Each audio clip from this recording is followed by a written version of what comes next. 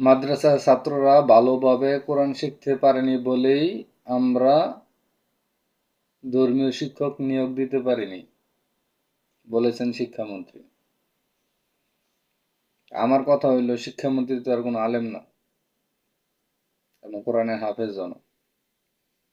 তার মানে উনি কোনো না কোনো আলেমের পিছনে নামাজ পড়ে তার কথা অনুযায়ী, তাহলে তো ওই আলেমেরও কোরআন ঠিক না।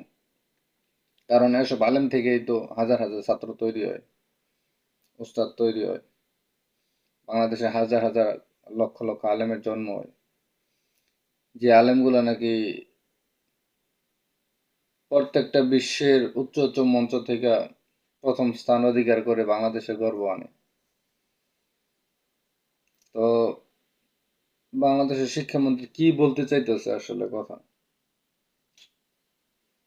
তারা মূলত কি কোরআনের পক্ষে কথা বলতে চাইতেছে, কোরআনকে কোরআনী ধর্মীয় খেদমত করার জন্য, না ধর্মকে বিভ্রান্ত করার জন্য? আমার মতে, আমি যতটুকু বুঝি, আমি মনে করি একটা কথা আছে না, যে অতি শিক্ষা ভালো না, সুশিক্ষা ভালো। তো তারা হলো এরকম অতি শিক্ষিত, সুশিক্ষিত নয়। কারণ সুশিক্ষিত, শিক্ষা কম হলেও মানুষের কথা, মানুষের ব্যবহার লাইনে থাকে।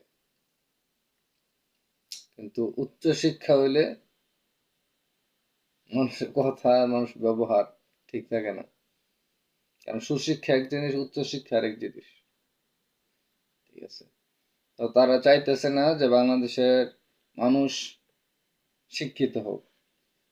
তারা চায় বাংলাদেশের ছেলেপেলেরা, প্রজন্মরা অশিক্ষিত থাক, মূর্খ থাক, তাদের পিছিয়ে রাজনীতি করুক, তাদের গোলাম থাক। সোজা কথা। তারা চায় পুরো দেশ, পুরো জাতি তাদের গোলাম হিসেবে তারা চালাইবে।